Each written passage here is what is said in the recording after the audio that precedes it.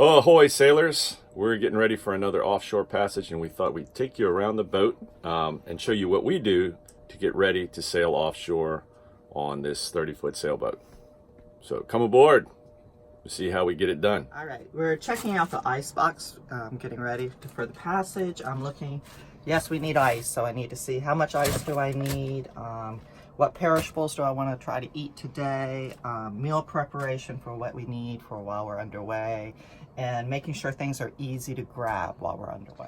We use a number of battery-powered electronic devices when we're offshore. We have a Garmin inReach that we use for communication, satellite communication, text, and email.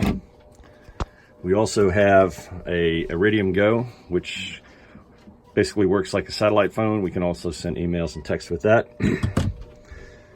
This is our Simrad wireless remote VHF microphone for the VHF radio, backup handheld VHF radio, and these devices over here are Bluetooth powered headsets that we can communicate with each other. For example, if I'm up at the bow hoisting the anchor, Lizzie's back at the helm, we can speak to each other in calm, cool, collected voices and get the job done.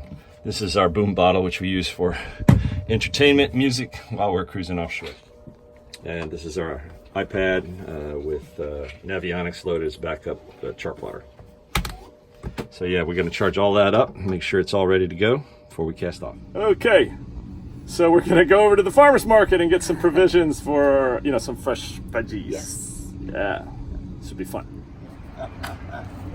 Oh, goodness. I know. I'm ready for business. You too.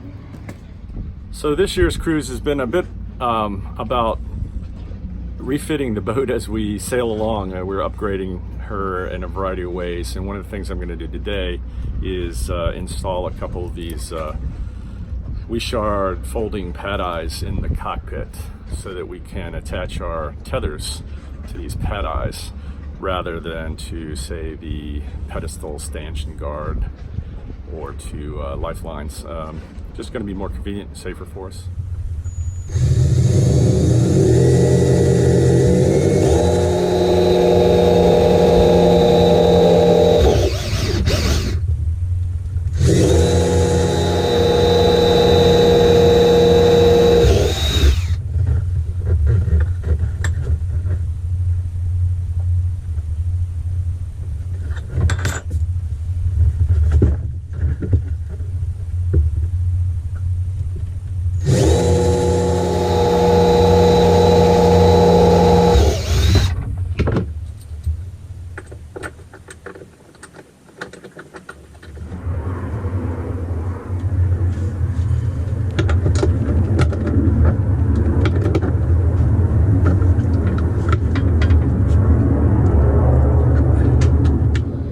Yeah, since we're leaving in the hours of darkness, we're going to make sure the cockpit is squared away and you know, take the sail covers off and do all that. So Lizzie's going to get busy with that now. Yeah. We like to leave a headlamp in the cockpit just in case. We also have a very sharp knife over here, a Leatherman, and another light lamp right there, zip tied to the stanchion. We have our jack lines rigged, port and starboard. They run from a cleat here in the cockpit all the way up to the forward cleats up there on the bow.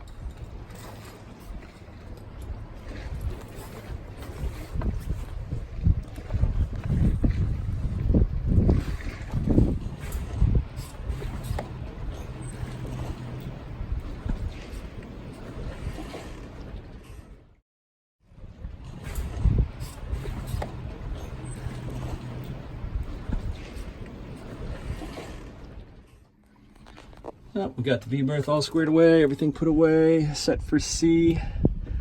Getting started on the main salon. Of course, with every passage, we keep a close eye on the weather forecasts, and we've been watching the weather for quite a while now. We're planning to leave Charleston early on the morning of Sunday the 24th, and using the Windy app, we're just keeping an eye on what's going on. That's today. Light winds, beautiful weather, but you'll see as we progress through the forecast, there's a little front that's going to be coming by, blowing out of the southwest. But just after midnight, that front's going to pass by Charleston, wind's going to come out of the west, and it's going to be perfect for beam reach run down to St. Augustine.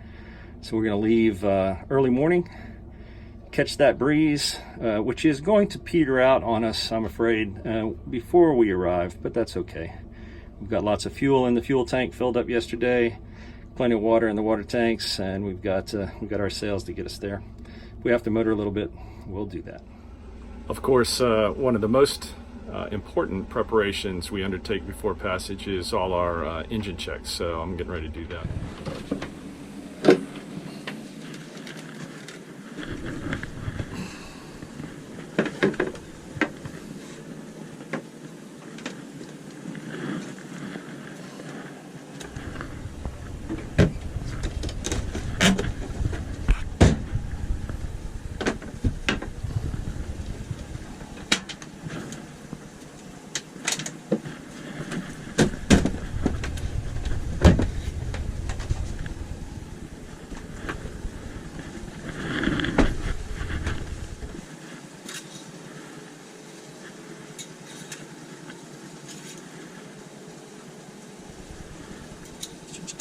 In.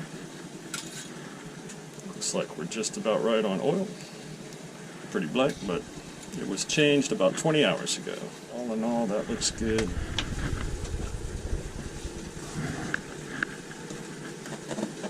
Close that. Let's just check the strainer. A little bit of water coming out, but it's clean. It's nice. All right, yeah, so we check the ray core. That's clear.